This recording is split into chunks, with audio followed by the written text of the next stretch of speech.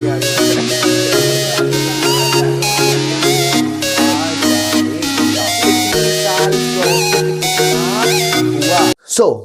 Students, स्वागत है आपका मेरे चैनल कॉमर्स गुरुजी पर। और आज के वीडियो में हम लोग पढ़ने वाले हैं आपका बिजनेस स्टडीज का क्लास 12th का chapter second. First chapter I hope आपको बहुत ही अच्छे से क्लियर हो गया होगा। फिर भी अगर वो चैप्टर में आपको कोई डाउट अगर है तो आप मुझे व्हाट्सएप, मेरा नंबर दे रखा है अबाउट सेक्शन में, वहां व्हाट्सएप करके अपना डाउट क्लियर कर सकते हैं। चलिए आज हम स्टार्ट करते हैं हमारा chapter number 2, principles of management. Principle of management को जानने से पहले हम लोगों का जानना ये बहुत जरूरी है कि ये प्रिंसिपल्स होते क्या हैं। प्रिंसिपल्स का मतलब है वो नियम, वो रूल्स एंड रेगुलेशन जो किसी भी फंडामेंटल ट्रुथ पर बेस्ड है, यानी कि कुछ ऑब्जर्वेशन हुई है, कुछ कॉज एंड इफेक्ट देखा गया है कि हमने ऐसा किया और उससे ऐसा हुआ। आपने टाइम पर कॉल नहीं उठाई और ब्लॉक कर दिया किसी ने, अब समझ जाओ किसने करा, वैलेंटाइन वीक आ रहा है, तो उसको हम कहते हैं प्रिंसिपल। जैसा कि मैंने यहां लिखा हुआ है कि it refers to a statement which reflect the fundamental truth, यानी कि ये एक ऐसा स्टेटमेंट होता है जो रिफ्लेक्ट करता है क्या, fundamental truth about some phenomena, जो कि किस पर बेस्ड है, कॉज एंड इफेक्ट रिलेशनशिप पर। तो ये तो बात है हुई हमारी प्रिंसिपल की। तो मैनेजमेंट प्रिंसिपल क्या होता है? मैनेजमेंट प्रिंसिपल एक तरीके की गाइडलाइन होती है मैनेजर के लिए कि जिस भी कंपनी में वो काम करेगा, अपने काम को वो ऐसा कर सकता है, अपने बिहेवियर को वो ऐसा रख सकता है जो कि बिहेवियर कॉज एंड इफेक्ट पर बेस्ड है। तो ये होता है हमारा मैनेजमेंट प्रिंसिपल। तो इसके कुछ फीचर्स होते हैं। सबसे पहला होता है यूनिवर्सल एप्लीकेशन। यूनिवर्सल एप्लीकेशन को हम परवेसिव कह सकते हैं। जिन मेरे प्यारे प्यारे बच्चों ने चैप्टर 1 पढ़ा है, किसी के मैसेज ना पढ़ते हुए अगर चैप्टर पढ़ा है, आई होप आप समझ सकते हैं किसके मैसेज पढ़कर। तो पहला है यूनिवर्सल एप्लीकेशन, यानी कि चाहे आपका बिजनेस छोटे लेवल का हो, चाहे बड़े लेवल का हो, चाहे आपका बिजनेस हो, चाहे वो नॉन बिजनेस हो, चाहे वो स्कूल हो, चाहे वो फर्म हो, हर जगह मैनेजमेंट प्रिंसिपल इस्तेमाल हो सकता है, क्योंकि एक मैनेजमेंट का ही फीचर है, इसलिए इसे हम कहते हैं यूनिवर्सल एप्लीकेशन। दूसरा है जनरल गाइडलाइन। जनरल गाइडलाइन का मतलब आपको ये एक प्रोसीजर देता है कि इस चीज को आप ऐसे इस्तेमाल कर सकते हो। ये किसी चीज का एक रेडीमेड सॉल्यूशन नहीं है कि आपको ये प्रॉब्लम हो गई, हाँ ये इंजेक्शन लगा दो सॉल्व हो गया। नहीं, ये आपको बताता है कि अगर आपको ये दिक्कत आती है या अगर आप ऐसी प्रॉब्लम का सामना कर रहे हो तो इस तरीके को फॉलो करो, हो सकता है आगे जाके आपकी दिक्कतें खत्म हो जाए, which is also known as general guideline. Third है हमारा form by practice and experiment. For example, आपने देखा होगा जब दिवाली आती है तो बीच में एक ट्रेंड चल रहा था कि जो मुर्गा छाप बॉम्ब आता था उसको आगे से सुतली निकालकर और हाथ में फोड़ा जाता था।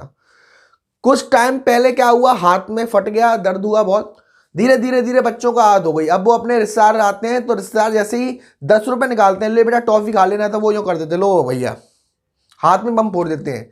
इसकी उन्हें क्या है, प्रैक्टिस है सर। यानी कि जितने भी हमारे मैनेजमेंट प्रिंसिपल बने हैं उनको कहीं ना कहीं प्रैक्टिस में लिया गया है, उन पर कहीं ना कहीं एक्सपेरिमेंट किया गया है कि क्या रियल लाइफ में ये ऐसा होता है। आगे चलकर अभी हम इस चैप्टर के प्रिंसिपल को डिस्कस करेंगे, वहां पे हमें ये देखना है कि क्या इन प्रिंसिपल्स की बात हो रही है, रियल लाइफ में इनका कुछ है या फिर यूं ही कर दिया है।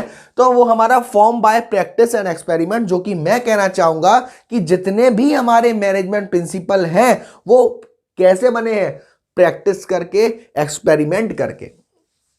नेक्स्ट है आपका फ्लेक्सिबल। फ्लेक्सिबल का मतलब क्या होता है कि आपकी कंडीशन क्या है बिजनेस की, बिजनेस में क्या क्या चेंजेस आ रहे हैं और बिजनेस में टिके रहने के लिए आपको उस चेंजेस में ढलना बहुत जरूरी है। तो अगर आपके पास मैनेजमेंट प्रिंसिपल्स हैं तो ये वेरी फ्लेक्सिबल होते हैं। जैसा कंडीशन है वैसे आप प्रिंसिपल को यूज करो, कोई दिक्कत की बात नहीं है। मेनली बिहेवियरल मतलब क्या है, मुझे ये बताओ, जो आपके मैनेजर हैं, जो आपकी कंपनीज हैं, वो काम किससे करवा रही है सर? एम्प्लॉय से करवा रही है। और एम्प्लॉय का जो नेचर होता है वो बिहेवियरल होता है, यानी कि आप जिस भी प्रिंसिपल को इस्तेमाल कर रहे हो आपको मालूम होता है कि मेरे पास स्टाफ कैसा है। मैं काम का लोड ज्यादा डालूंगा तो ये कैसे रिएक्ट करेंगे, मैं काम का लोड कम डालूंगा तो ये कैसे रिएक्ट करेंगे। जैसे कि 2 फरवरी आने वाला है, या हो सकता है मैं इस वीडियो को 2 फरवरी के बाद अपलोड कर पाऊं, जहां पे आपके पास टाइम टेबल आ जाएगा, डेट शीट आ जाएगी, तो आप उस डेट शीट के साथ देखकर कैसे रिएक्ट करेंगे वो आपकी मर्जी है ना। ये हमारा 5th। उसके बाद आता है 6th, cause and effect relationship. मैंने अभी यहां पर डिस्कस किया था, लेकिन सर क्योंकि बुक में दे रखा है दोबारा डिस्कस करना पड़ेगा, आप ऐसे छोड़ के नहीं जा सकते। तो कॉज एंड इफेक्ट रिलेशनशिप का मतलब होता है कि ऐसा करोगे तो इसका इफेक्ट ये होगा। जैसे होता है ना, आप घर में कहते हो कि पापा आज मेरे पेट में दर्द हो रहा है, तो पापा कहते हैं और चला मोबाइल। पापा आज मेरा एक्सीडेंट हो गया बाहर, और चला मोबाइल। पापा मेरी कॉपी बंदर ले गया, और चला मोबाइल। यानी कि इफेक्ट कुछ भी हो, लेकिन कॉज घर वालों के लिए एक ही है कि मोबाइल चला। तो कॉज एंड इफेक्ट रिलेशनशिप का मतलब है कि अगर इस प्रिंसिपल को ऐसे यूज करोगे, जैसे मैं आपको एक प्रिंसिपल की बात बताऊं, किसी स्कूल के प्रिंसिपल की बात नहीं बता रहा, मैनेजमेंट प्रिंसिपल की बात बता रहा हूं, कान खड़े करके सुनने किस प्रिंसिपल की बात बता रहा हूं, नालायक बच्चे हैं क्या करें। हाँ, तो कॉज एंड इफेक्ट रिलेशनशिप में क्या बताया था, भूल गया मैं। हाँ सर, प्रिंसिपल की बात बता रहे थे। हाँ, एक प्रिंसिपल आगे आपको पढ़ने को मिलेगा, division of work. Division of work में क्या होता है कि आपके पास जो काम का लोड है और जितने लोग आपका वो वर्क करने के लिए हैं, उन सबकी कैपेसिटी के अनुसार, उन सबके एक्सपीरियंस के अनुसार, उन सबकी एबिलिटी के अनुसार काम को बांट दो।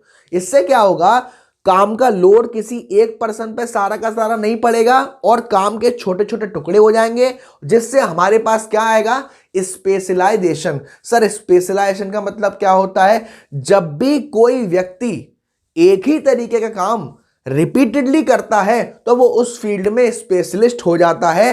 तो आप समझ सकते हो स्पेशलाइजेशन इसे कहते हैं। तो वो हमारा होता है कॉज एंड इफेक्ट रिलेशनशिप। और लास्ट होता है कंटिंजेंट। कंटिंजेंट का मतलब होता है जो किसी चीज की हैपनिंग पर डिपेंड हो। इस प्रिंसिपल को फॉलो करोगे तो ऐसा हो जाएगा, और अगर इस प्रिंसिपल को फॉलो नहीं करा तो ऐसा हो जाएगा, उसे हम कहते हैं कंटिंजेंट। तो अब जो हमारे प्रिंसिपल्स हैं, मैनेजमेंट प्रिंसिपल्स, इसके कुछ इंपॉर्टेंस हैं। जैसे पॉइंट नंबर 1 की बात करूं कि providing managers with useful insight into reality।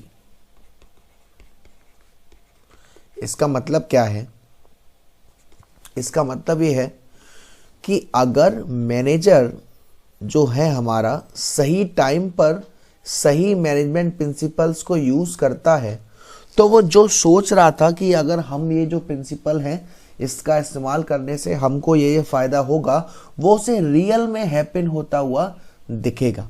यानी कि ये गाइड है जो हमारे मैनेजर को गाइड करता है ताकि वो राइट डिसीजन राइट टाइम पर ले सकें। सेकंड है हमारा ऑप्टिमम यूटिलाइजेशन ऑफ रिसोर्सेज। ये पॉइंट तो जब हम छोटे थे, बच्चे थे, नन्हे मुन्ने, तब से सुनते आ रहे हैं कॉमर्स में कि जो हमारा मैनेजमेंट प्रिंसिपल होता है वो प्लान एक्टिविटी करता है, सिस्टमेटिक ऑर्गेनाइजेशन करता है। यानी कि जो उसके पास मेंस एंड मटेरियल है उसे ऐसे ऑर्गेनाइज करता है, अगर वो उसे मैनेजमेंट प्रिंसिपल का इस्तेमाल करना है अच्छे से, तो जितने भी उसके पास मैन है यानी कि लोग हैं, ह्यूमन रिसोर्सेज है, फाइनेंशियल रिसोर्सेज है, सबको ऐसे यूटिलाइज करना कि कहीं भी 0% ऑफ वेस्टेज रहे, कहीं भी कोई चीज़ बर्बाद नहीं हो रही हो। यानी कि कोई वर्कर ऐसी जगह काम नहीं कर रहा हो जहाँ पे वो काम करे ना करे एक ही बात है ना। नेक्स्ट आता है इसका पॉइंट साइंटिफिक डिसीजन।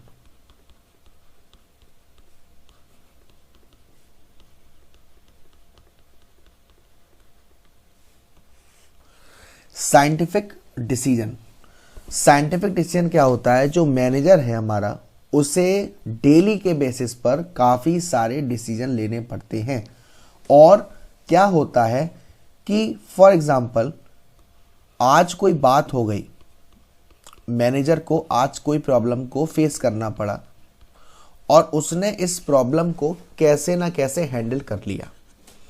तो अगर फ्यूचर में इसी टाइप की प्रॉब्लम अगेन आती है तो वो अगेन उसी टाइप का सॉल्यूशन करेगा जो उसने यहां पर अभी किया होगा। इसको हम कहते हैं एक तरीके से साइंटिफिक डिसीजन। नेक्स्ट आता है हमारा मीटिंग चेंजिंग एनवायरमेंट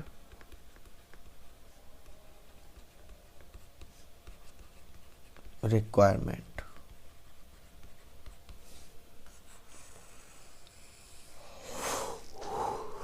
इसमें क्या होता है, जो भी बिजनेसमैन होते हैं उन्हें मार्केट में सरवाइव करने के लिए, मार्केट में बने रहने के लिए, जो भी मार्केट में एनवायरनमेंट चेंज हो रहा है उसमें चेंज करना पड़ता है। और जो हमारे मैनेजमेंट प्रिंसिपल्स हैं वो बने ही इस तरीके से हैं ताकि जो हमारा मैनेजर है वो सही टाइम पर सही प्रिंसिपल को यूज करके उस चेंजेस में अपने आप को ढाल सके। नेक्स्ट इंपॉर्टेंस है, नेक्स्ट पॉइंट आता है इफेक्टिव एडमिनिस्ट्रेशन।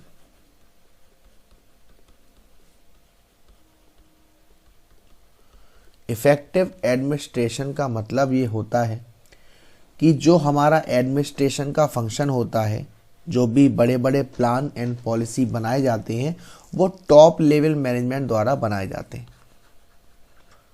और जो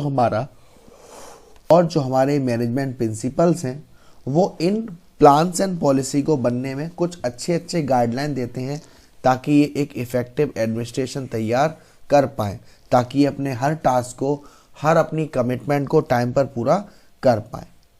सिक्स्थ इंपॉर्टेंस है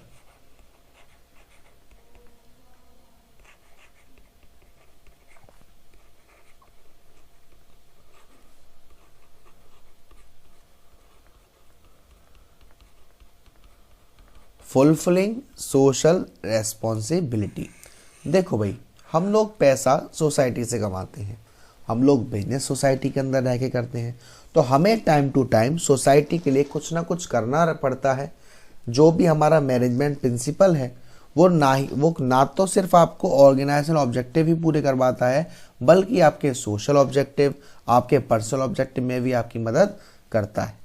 तो ये आपके इम्पोर्टेंस हैं जो आपको बताते हैं कि आपको मैनेजमेंट की मदद से क्या क्या फ़ायदा होता है। जैसे मैंने पहला बताया था, providing manager with useful insight to royalty. तो इससे क्या होता है कि जो मैनेजर का इंटेलिजेंस लेवल है वो इम्प्रूव होता है। ऑप्टिमम यूटिलाइजेशन ऑफ रिसोर्सेज, यानी कोई वेस्टेज नहीं होगी, मिनिमम कॉस्ट पर काम होगा। साइंटिफिक डिसीजन, यानी कि पहले का जो लॉजिक है उससे काम होगा। मीटिंग चेंजिंग एनवायरनमेंट, यानी कि जो भी चेंजेस आएंगे उसमें वो अपने आप को ढाल सकते हैं, वगैरह वगैरह। तो अब फाइनली हम बात करते हैं जिस पर ये पूरा चैप्टर बेस है, यानी कि प्रिंसिपल्स के ऊपर। तो हम पहले बात करेंगे हमारे फियोलॉजी के प्रिंसिपल पर, और इनके प्रिंसिपल्स डिस्कस करने से पहले मैं आपसे इनके बारे में कुछ डिस्कस करना चाहूँगा कि हमारे फियोलॉजी, देखिए कुछ इनका बैकग्राउंड के बारे में हम डिस्कस करेंगे। फियोलॉजी,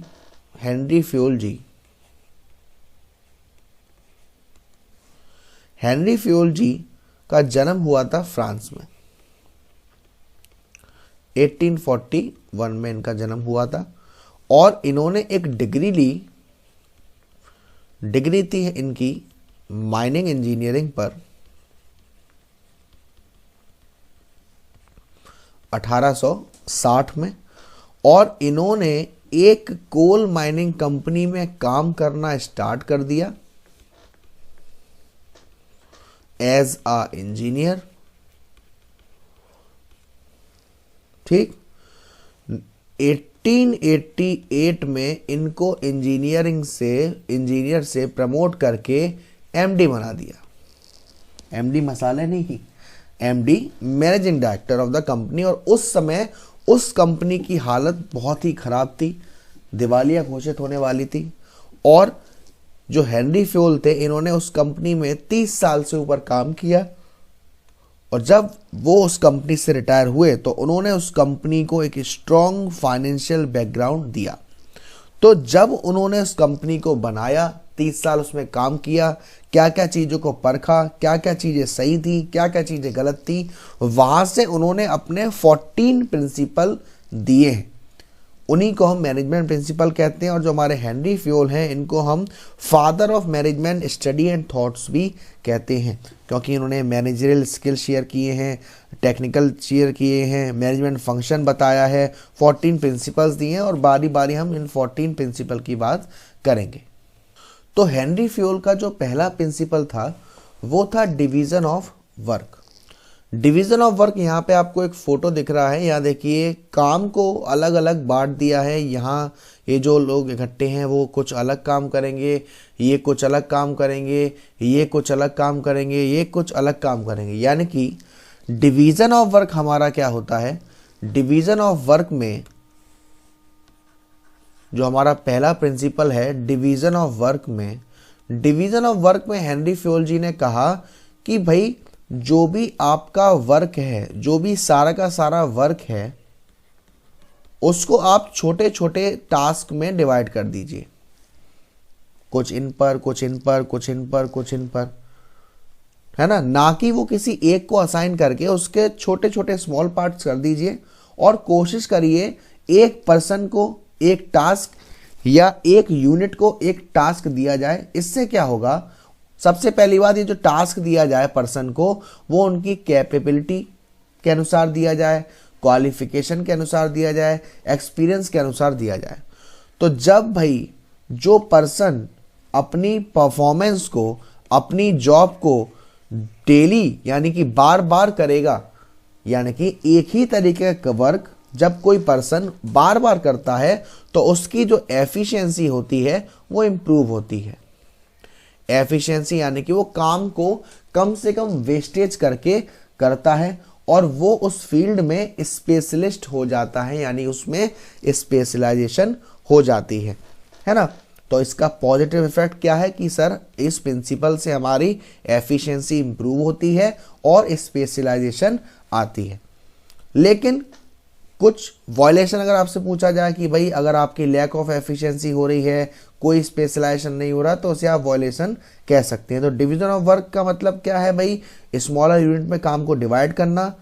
आपको मालूम है हर कंपनी में अलग अलग डिपार्टमेंट होते हैं, परचेज डिपार्टमेंट, सेल्स डिपार्टमेंट, वो सब चीज़ें।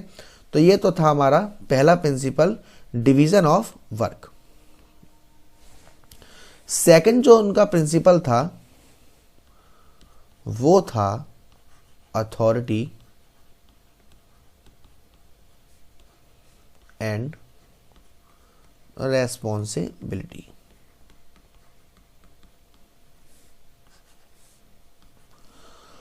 अथॉरिटी एंड रेस्पॉन्सिबिलिटी का मतलब क्या होता है कि जब आपके पास पावर टू टेक डिसीजन है, आप जो भी काम कर रहे हो, अगर उस काम को करते वक्त आपको कोई डिसीजन लेना पड़े और आप उस डिसीजन को लेने के लिए आज़ाद हो, आपको किसी से परमिशन नहीं लेनी, उसको हम कहते हैं अथॉरिटी।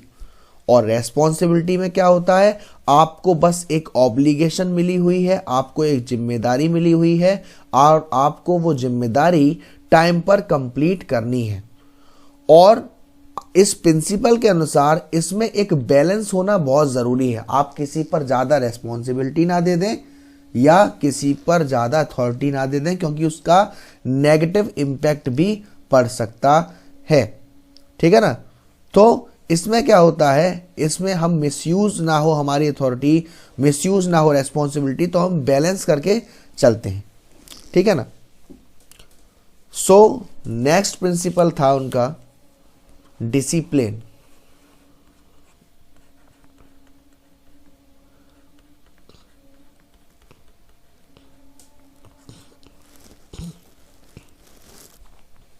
डिसिप्लिन क्या कहता है? डिसिप्लिन का मतलब होता है कि हर कंपनी में एक कोड ऑफ कंडक्ट होता है, कुछ रूल्स एंड रेगुलेशन होते हैं, कुछ रूल आपके एग्रीमेंट में लिखे होते हैं। आपको 8 से 12 काम करना है, इतने टाइम का आपको इतना पैसा मिलेगा, अगर ऐसे काम नहीं करोगे तो पैसा कट जाएगा, इतना ज़्यादा काम करोगे तो पैसा और बढ़ जाएगा। और जितने भी हमने टॉप लेवल वालों से, मिडिल लेवल वालों से, लोअर लेवल वालों से कमिटमेंट कर दिए हैं, वो सारी चीज़ें, ये सभी चीज़ डिसिप्लिन में आती हैं। और अगर आप डिसिप्लिन को यूज़ करते हैं तो आपका पॉजिटिव इफेक्ट रहते हैं कि आपकी जो सिस्टमेटिक वर्किंग होती है और एफिशिएंसी तो इम्प्रूव होती ही होती है। नेक्स्ट प्रिंसिपल को देखते हैं, वो था यूनिटी ऑफ कमांड।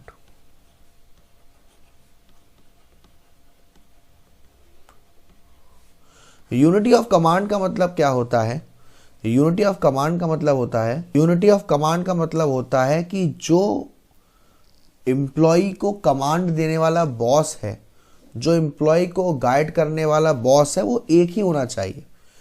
अगर जो एम्प्लॉय हैं उनके ऊपर एक से ज़्यादा बॉस हैं तो वो कंफ्यूज हो जाएंगे कि उनको किसकी बात सुननी है और किसकी बात नहीं सुननी। जैसे आपको देखो, यहाँ पर एक बॉस दिख रहा होगा आपको और यहाँ ये 3 एम्प्लॉय हैं। अगर यहीं पर एक से ज़्यादा बॉस हो जाए, कोई कहे भागो, कोई कहे नहीं भागो, कोई कहे पीछे भागो, तो जो एम्प्लॉय है उनके बीच में कंफ्यूजन आ जाएगी कि हमको किसकी बात सुननी है और किसकी नहीं सुननी। तो हमारा इसमें क्या कहा जाता है कि जो हमारा बॉस है वो एक ही होना चाहिए, भले ही उसके अंडर एम्प्लॉय बहुत सारे हों, लेकिन एम्प्लॉय के ऊपर एक से ज़्यादा बॉस नहीं हो, वो एक ही बॉस की बात सुने, ताकि उसके मन में कोई भी कंफ्यूजन वगैरह क्रिएट ना हो कि किसको बात सुननी है, किसकी बात नहीं सुननी, कोई भी ईगो क्लैशेस नहीं होगा और इससे हमारा इफेक्टिवनेस इंप्रूव होगी। ये था हमारा 4th principle. Then 5th principle है यूनिटी ऑफ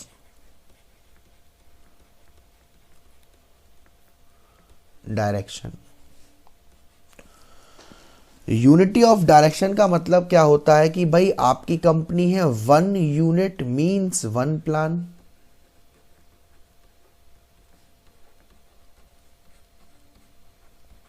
इसका मतलब क्या होता है कि जितना भी एफर्ट है सभी मेंबर का, वो सारा का सारा उस जगह जाना चाहिए जो कंपनी का ऑब्जेक्टिव है। Purchase department, production department, sales department, marketing department, finance department, ये सभी लोग मिलकर काम क्यों कर रहे हैं? ताकि कंपनी का जो प्रोडक्ट है वो अच्छे से सेल हो सके, इसीलिए तो ये वर्क कर रहे हैं। तो इन सभी का टारगेट एक ही दिशा में जा रहा है, जिसको हम कहते हैं unity of direction. 1 unit 1 plan, coordination concept यहाँ पर फॉलो किया जाता है और एम्प्लॉय के जितने भी एफर्ट हैं वो उसी डायरेक्शन में लगा दिए जाते हैं। नेक्स्ट प्रिंसिपल है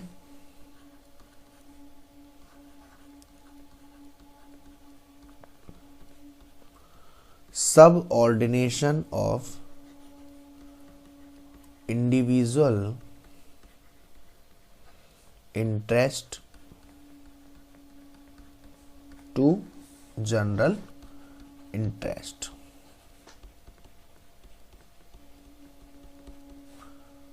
देन नेक्स्ट प्रिंसिपल आता है subordination of individual interest to general interest. यानी कि हमारी कंपनी में जितने भी लोग, जितने भी वर्कर काम कर रहे हैं, जितने भी एम्प्लॉय काम कर रहे हैं, उनका अपने आप में कोई ना कोई मोटिव है, कोई ना कोई ऑब्जेक्टिव है, और जो इनके ऊपर बॉस बैठे हुए हैं इनका भी कोई ना कोई ऑब्जेक्टिव है। तो जो दोनों का इंटरेस्ट है, यानी कि जो दोनों का फ़ायदा देखने का एक नज़रिया है, वो सेम होना चाहिए, तभी तो 1 + 1 एक तरीके से 2 होगा।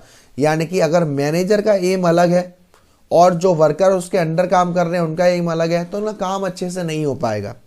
तो मैनेजर को भी क्या करना चाहिए, अपनी इंडिविजुअल इंटरेस्ट को छोड़ते हुए वो ऐसे इंटरेस्ट देखे जिसमें सबका फायदा हो।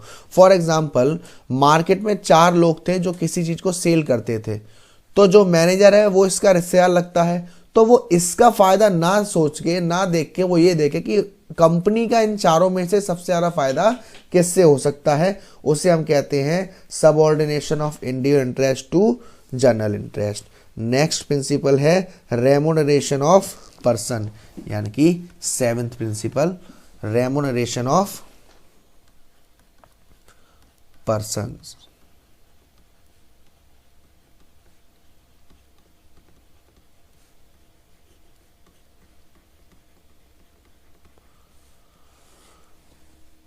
रेमुनरेशन ऑफ पर्सन कहता है कि जितने भी हमारे एम्प्लॉय हमारी कंपनी में काम कर रहे हैं, जो हम उनको सैलरी, उनको वेजेस, उनको पैसा उनके हिसाब से देंगे वो फेयर होना चाहिए।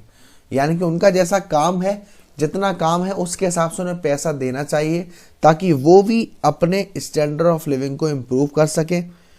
हमें किन बातों का ध्यान रखना चाहिए भाई, हमारी कंपनी की फाइनेंशियल कैपेसिटी या उनकी फाइनेंशियल कैपेसिटी एम्प्लॉयज़ की, गवर्नमेंट ने जो एक्ट बनाया हुआ है मिनिमम वेज एक्ट, उसको ध्यान में रखते हुए कि कहीं हम उससे भी कम पैसा तो नहीं दे रहे, और जो हमारे कॉम्पिटिटर है, जो हमारे अपोनेंट है, वो क्या वेजेस और सैलरी दे रहे हैं, इन सब को देखते हुए हमें डिसाइड करना चाहिए रेमुनरेशन ऑफ पर्सन। जैसे कि फेयर सैलरी देना, एडुकेट सैलरी देना, गेन में और शेयर करना एम्प्लॉयज़ के साथ साथ, है ना, ये सारी चीज़ें आती हैं। नेक्स्ट आपका जो 8th प्रिंसिपल है वो है centralisation and decentralisation. Centralisation and decentralisation.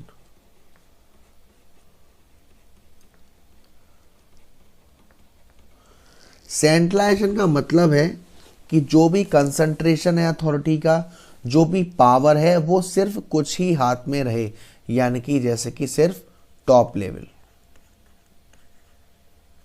और डिसेंट्रलाइजेशन का मतलब है कि जो पावर है वो हर लेवल पर रहे, टॉप पर भी, मिडिल पर भी और लोअर पर भी, है ना।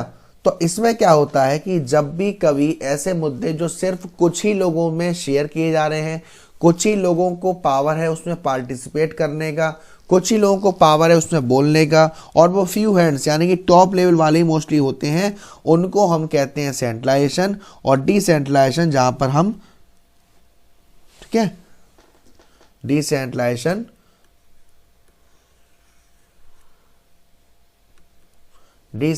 का मतलब होता है जहां पे हम जो पावर है वो टॉप से लेके मिडिल से लेके लोअर तक सब में शेयर करना, ठीक है।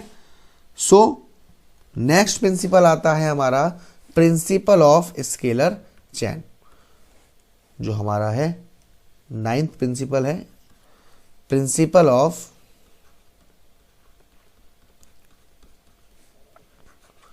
Scalar chain. Principle of scalar chain कहता है कि स्केलर चेन का एक मतलब है कि एक लाइन है, एक अथॉरिटी है जो कि सुपीरियर्स में बटी हुई है, highest to lowest. For example ये ABCDE, हाँ बेटा, तो ये अगर एक चेन बनी हुई है तो अगर कोई कम्युनिकेशन फ्लो होगा तो वो ऐसे होगा, हाईएस्ट, फिर उससे नीचे, फिर उससे नीचे, फिर उससे नीचे, फिर उससे नीचे, फिर उससे नीचे, जिसको हम कहते हैं प्रिंसिपल ऑफ स्केलर चेन। और हर कंपनी में फिलर ने कहा है इस चेन को स्ट्रिक्टली फॉलो करना चाहिए, यानी कि जो भी इंफॉर्मेशन है वो जो पास होनी चाहिए वो हर इंपॉर्टेंट चेन से पास होनी चाहिए बिना कुछ स्किप करते हुए, है ना। बट अगर इस चेन को ब्रेक करना चाहते हो, आप इस चेन को तोड़ना चाहते हो, यानी कि अगर आप किसी से कम्युनिकेशन गैप को ख़त्म करते हुए आपको लॉन्ग प्रोसेस को ख़त्म करनी है उस केस में, लेकिन सिर्फ इमरजेंसी या अर्जेंट इंफॉर्मेशन के केस में, उसको हम कहते हैं गैंग प्लांग। यानी कि मान लो ई को डायरेक्ट ओ से बात करनी है किसी इमरजेंसी केस में तो वो कर सकते हैं, और उसको हम कहते हैं गैंग प्लांग। गैंग प्लांग का मतलब क्या होता है? गैंग प्लांग का मतलब होता है जो हमें परमिट करता है डायरेक्ट कम्युनिकेशन के लिए बिटवीन एम्प्लॉयज़, जो वर्क कर रहे हैं डिफरेंट डिफरेंट पोजीशन पर without following scalar chain. Next आता है प्रिंसिपल ऑफ ऑर्डर, यानी कि 10th प्रिंसिपल।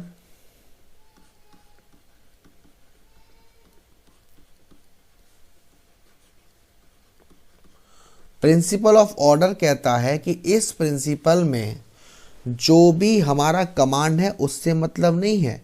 इस प्रिंसिपल का मतलब है कि जो हमारा सामान है, जो हमारे मैन हैं, जो हमारे मटेरियल है, उनकी एक फिक्स प्लेस होनी चाहिए और वो फिक्स प्लेस चेंज नहीं होनी चाहिए। यानी कि जो चीज़ जहाँ रखी जानी चाहिए वो वहीं होनी चाहिए। जैसे आप मॉलों में जाते हैं तो मॉलों में हर चीज़ के ऊपर सेक्शन में टैग लगा होता है और उस टैग से रिलेटेड ही चीज़ें वहाँ पर होती हैं, जिसको हम कहते हैं प्रिंसिपल ऑफ ऑर्डर। तो जैसे कि मैं बात करूँ स्कूल की, स्कूल में लाइब्रेरी में क्या होता है, बुक्स होती हैं, है ना। तो ऐसे ही जैसे कि फर्स्ट एड बॉक्स है, फर्स्ट एड बॉक्स में क्या होता है, चोट वगैरह लगने का सामान वगैरह होता है। ये सारी चीज़ें आपकी जहाँ जैसे रखी जानी चाहिए वैसी ही होनी चाहिए, इसीलिए इसको हम कहते हैं प्रिंसिपल ऑफ ऑर्डर। नेक्स्ट जो प्रिंसिपल है, प्रिंसिपल नंबर 11, वो है हमारा प्रिंसिपल ऑफ इक्विटी।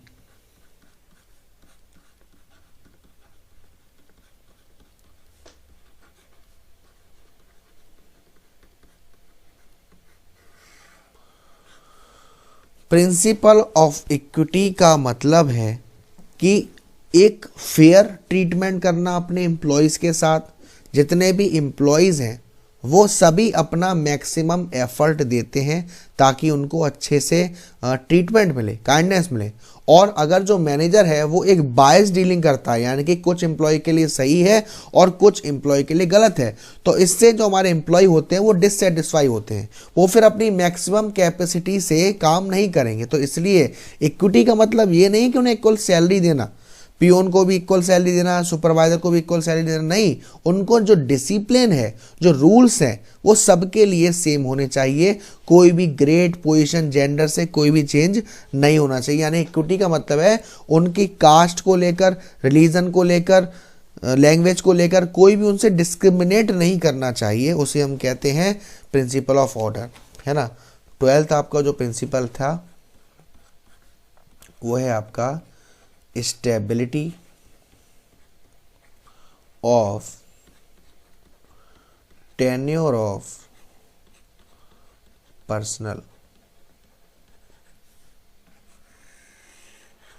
इसका मतलब क्या होता है, इट रेफर्स कि जो भी हमारा ट्रांसफर होगा हमारे एम्प्लॉय का वो तुरंत नहीं होगा, उसे एक टाइम दिया जाएगा ताकि जो उसे सेटल होने में टाइम चाहिए। उसे एक इनसिक्योरिटी है जॉब को लेकर कि जो एम्प्लॉय है वो अपना मैक्सिमम नहीं दे पाएगा। फॉर एग्जांपल आपने किसी से कह दिया कि भाई आप कल निकाल दिए जाओगे, आप 3 दिन बाद निकाल दिए जाओगे, या आपको खुद नहीं मालूम कब तक हो कंपनी में, कब तक नहीं हो, तो इससे क्या होगा, इससे उसके माइंड में वो बेस्ट से बेस्ट नहीं दे पाएगा। तो उसे एक मिनिमम टाइम देना चाहिए कि हाँ टेक योर टाइम, आप अच्छे से कर लोगे, है ना, लेकिन हम आपके अलावा किसी और को नहीं लगा रहे, ठीक है ना। देन आता है हमारा 13 प्रिंसिपल, जिसको हम कहते हैं इनिशिएटिव। इनिशिएटिव का मतलब होता है कि जो हमारा सेल्फ मोटिवेशन है हम उसको इम्प्रूव कर रहे हैं, जो सेल्फ मोटिवेशन है हम उसको इम्प्रूव कर रहे हैं। फ्योल जी ने कहा है कि हमारे जितने भी एम्प्लॉय हैं ऑर्गेनाइजेशन में उन सबको एक अपॉर्चुनिटी देनी चाहिए ताकि वो अपने माइंड में जो जो आइडियाज़ हैं, जो जो इनिशिएटिव हैं, एक प्लान बनाने के लिए जो वो देना चाहते हैं वो दे सकें। इससे एम्प्लॉय भी सेटिस्फाई रहेगा और मैनेजर को भी उनके सजेशंस को, उनके आइडियाज़ को वेलकम करना चाहिए, ना कि डिसओबीडियंस करना चाहिए, ठीक है ना। और लास्ट जो 14th प्रिंसिपल था वो था एस्पिरिट डिकॉप्स।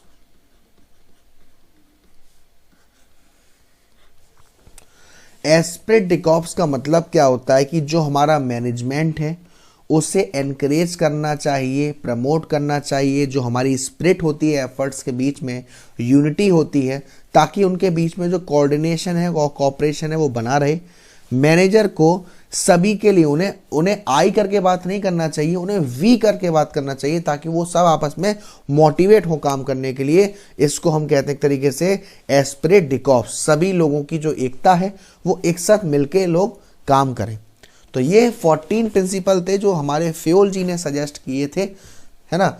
अब हम बात करेंगे हमारे कुछ साइंटिफिक मैनेजमेंट के जो प्रिंसिपल्स थे जो हमारे डेवलप किए हैं एफ.डब्ल्यू. टेलर जी ने। तो F.W..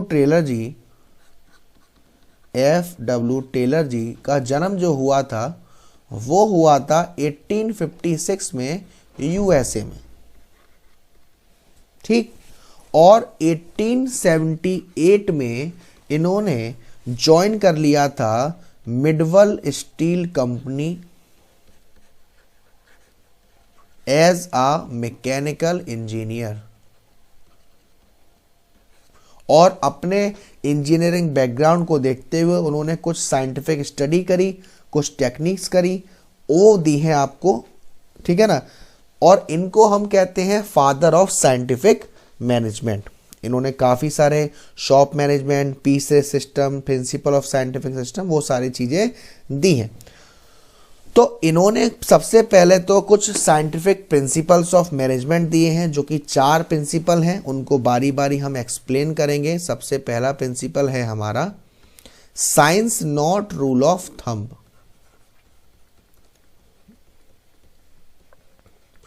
Science not rule of thumb का मतलब है, टेलर जी ने कहा है कि जब भी कोई भी जॉब परफॉर्म करी जाए वो एक साइंटिफिक इंक्वायरी पर होनी चाहिए। यानी कि इस काम को पहले कैसा किया गया था और क्या रिजल्ट हुआ था, उसके बाद उस काम को करना चाहिए। यानी कि किसी भी काम को करने से पहले आपको अच्छे से सोचना चाहिए, ना कि आपको जो मन करे वो लगा दिया, ठीक है ना। तो टेलर जी ने सजेस्ट किया कि अगर आप किसी काम को सोच के अच्छे से प्लानिंग करके पास्ट एक्सपीरियंस से करोगे तो आपका जो वर्क है वो काफ़ी अच्छे से हो सकेगा, जिसको हम कहते हैं science not rule of thumb. Second है आपका उनका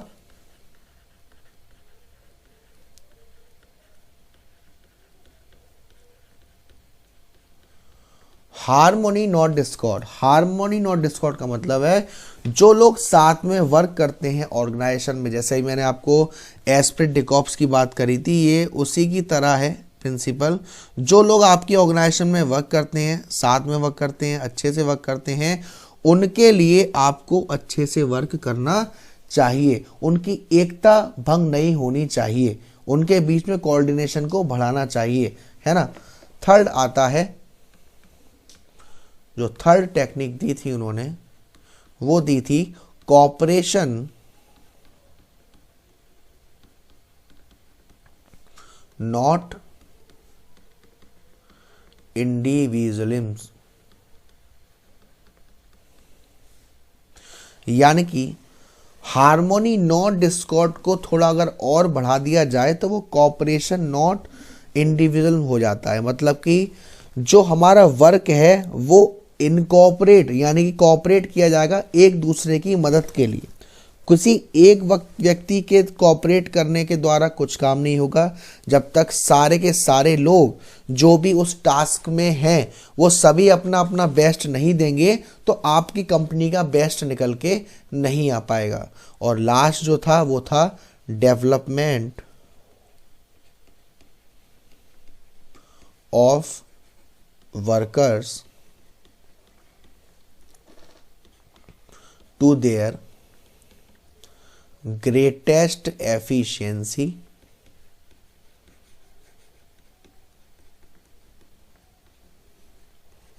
and prosperity। इसका मतलब क्या होता है? इसका मतलब है कि हर एक आदमी, उसका एक लेवल होता है कि वो अपना बेस्ट से बेस्ट क्या कर सकता है, बेस्ट से बेस्ट कितना दे सकता है। तो यहाँ पर क्या होता है, उस आदमी को वहां तक डेवलप कर देना जहां पे वो अपना 100% दे सके, उसको हम कहते हैं development of worker to their greatest efficiency and prosperity. इसके साथ साथ टेलर जी ने कुछ साइंटिफिक टेक्निक भी दी थी। साइंटिफिक टेक्निक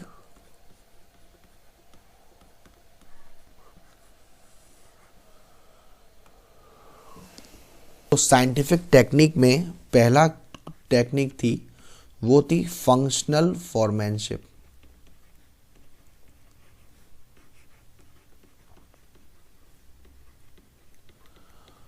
फंक्शनल फॉरमैनशिप में क्या होता था कि जो टेलर जी हैं उन्होंने कहा कि हमारा जो फैक्ट्री है उसको 2 डिपार्टमेंट में बांट दीजिए। एक डिपार्टमेंट है आपका प्लानिंग डिपार्टमेंट और एक डिपार्टमेंट आपका प्रोडक्शन डिपार्टमेंट।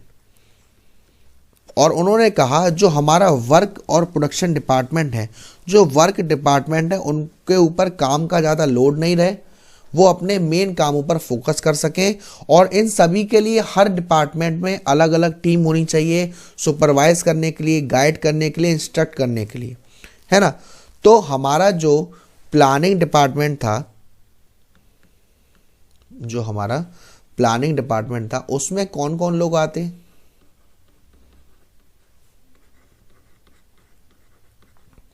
जो हमारा प्लानिंग डिपार्टमेंट था उसमें हमारा पहले पर्सन है root Clark.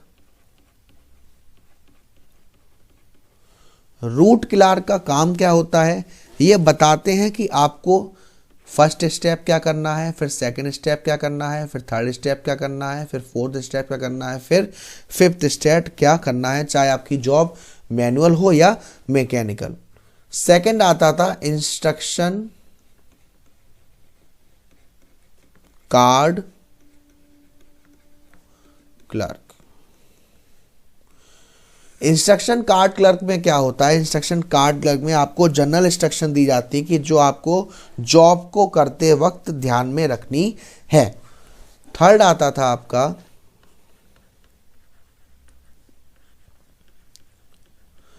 Time and cost clerk. Time and cost clerk में क्या होता है, इसमें टाइम फिक्स किया जाता है कि आप कितने बजे अपना वर्क स्टार्ट करोगे और कितने टाइम तक अपने वर्क को फिनिश कर दोगे।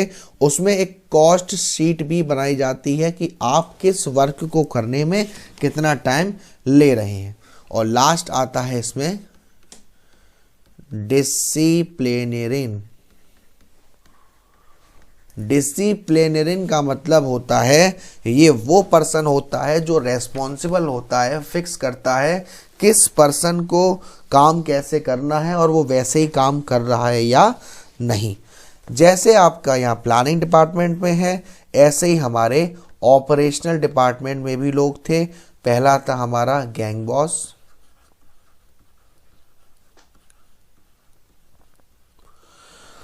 गैंग बॉस का मतलब है ये अरेंज करते थे सारी मशीन, टूल्स और अदर रिसोर्सेज जो कि हमारी परफॉर्मेंस करने में, जॉब परफॉर्म करने में ज़रूरत पड़ेगी ताकि वर्क में कोई डिले ना हो। Second speed boss.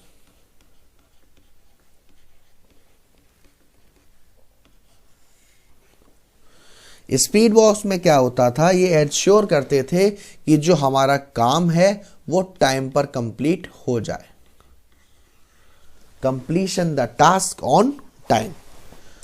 थर्ड थे हमारे repair boss. Repair boss ensure करते थे कि कोई भी मशीन और टूल वर्किंग कंडीशन से खराब ना हो, यानी कि उनको वर्किंग कंडीशन में रखने का काम रिपेयर बॉस का था। और जैसे वहां डिसिप्लिनरी था, यहाँ इंस्पेक्टर जी हैं जो चेक करते हैं कि भाई उसी क्वालिटी वगैरह में काम हो रहा है या नहीं। तो पहला फंक्शनल फॉरमैनशिप के बाद जो दूसरी टेक्निक थी वो थी स्टैंडर्डाइजेशन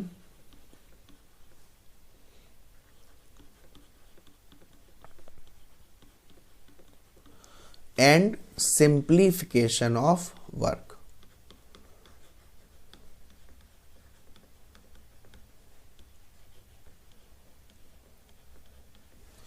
इसका मतलब क्या होता है कि जो हमारा साइंटिफिक मैनेजमेंट है वो कहता है कि हर एक काम को करने का स्टेप बाय स्टेप होता है, और आप अपने आउटपुट को अगर स्टैंडर्ड करना चाहते हैं तो आपको सही टूल को सही टाइम पर इस्तेमाल करना पड़ेगा, सही मशीन को यूज़ करना पड़ेगा, तभी आपका आउटपुट इंक्रीज होगा, तभी आपका स्टैंडर्ड बढ़ेगा। स्टैंडर्ड का मतलब सिर्फ ये नहीं कि आपको क्वालिटी स्टैंडर्ड देना है, इसका मतलब होता है उसका साइज, टाइप, वेट, मेज़र और क्वालिटी ऑफ प्रोडक्ट। और जैसे जैसे उसका स्टैंडर्ड सेट होगा उस काम को ईजी रखो।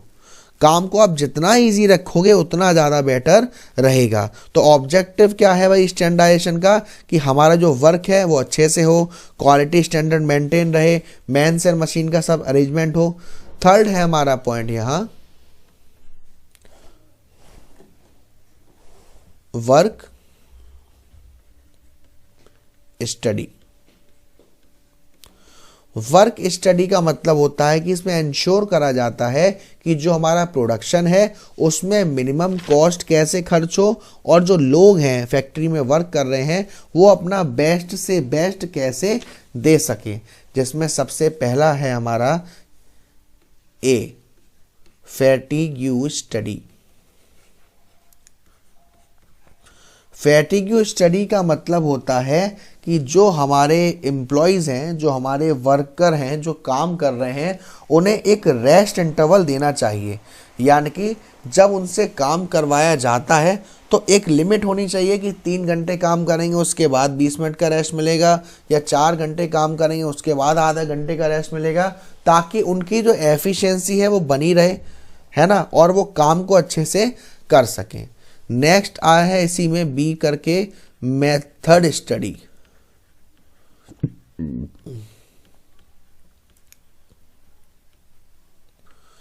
मेथड स्टडी का मतलब होता है इसमें वो टेक्निक यूज करी जाती हैं, कंडक्ट किया जाता है ताकि हमें एक बेस्ट मेथड मिले कि हम किस जॉब को कम प्रोडक्शन कॉस्ट को खर्च किए ज़्यादा से ज़्यादा अपने रिसोर्सेस को यूटिलाइज कर सकते हैं। मेथड स्टडी एक तरीके से कह सकते हो कि इसमें देखा जाता है कि हम किस मेथड को अच्छे से यूज़ करें, कौन सा मेथड हमारे लिए बेस्ट रहेगा जिससे हमारी प्रोडक्शन कॉस्ट कम हो और हमारी जो क्वालिटी है वो मैक्सिमाइज हो। थर्ड स्टडी होती है इनकी टाइम स्टडी। टाइम स्टडी में इसलिए कंडक्ट किया जाता है कि किस जॉब को परफॉर्म करने में कितना समय लग रहा है, और फिर हमें उस जॉब को परफॉर्म करने का एक टारगेट सेट किया जाता है, किस वर्कर को या किस वर्क को परफॉर्म करने के लिए कितने वर्कर्स की ज़रूरत है, उसके लिए हम टाइम स्टडी का यूज़ करते हैं। और डी आता है इनका मोशन स्टडी। मोशन स्टडी का मतलब होता है कि इसमें जो वर्कर होते हैं उनका मूवमेंट देखा जाता है कि वो कैसे वर्क कर रहे हैं, कहीं उनका वर्क प्रोडक्टिव है या अनप्रोडक्टिव है, यानी कि सही है तो ठीक है, और जो मूवमेंट से हमें कोई फ़र्क ही नहीं पड़ने वाला उसको हटा दिया जाता है ताकि वेस्टफुल मूवमेंट, अनप्रोडक्टिव मूवमेंट वहाँ से हटा दिया जाए। ठीक है ना। फिर लास्ट आता है differential piece face system. Differential piece face, sorry last नहीं है, सेकंड लास्ट है।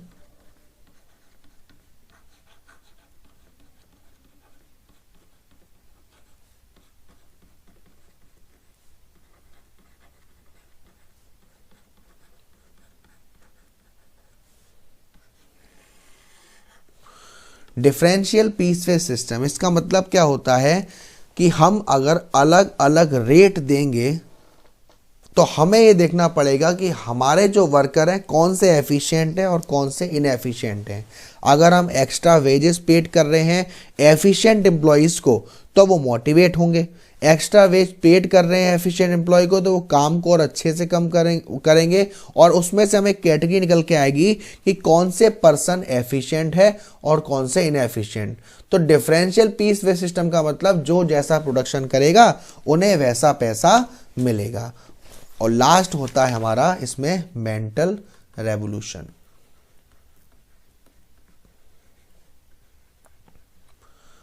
मेंटल रेवोल्यूशन का मतलब है कि जो वर्कर में वर्कर के मेंटल एट्रीब्यूट में चेंजेस आता है, मैनेजमेंट के प्रति वर्कर्स और मैनेजमेंट में जो कोऑपरेशन होती है उसको देखा जाता है कि भाई हमारे पास वर्कर कैसे हैं, काम कैसे कर सकते हैं, ये सारी चीज़ें। तो ये है आपका क्लास 12th का चैप्टर 2 प्रिंसिपल्स ऑफ मैनेजमेंट, ये यहाँ फिनिश होता है। और अगर इस चैप्टर के रिगार्डिंग अभी भी कोई डाउट वगैरह हो, किसी चीज़ में आपको परेशानी आ रही हो, तो आप मुझसे पूछ सकते हैं, ठीक है ना। चलिए।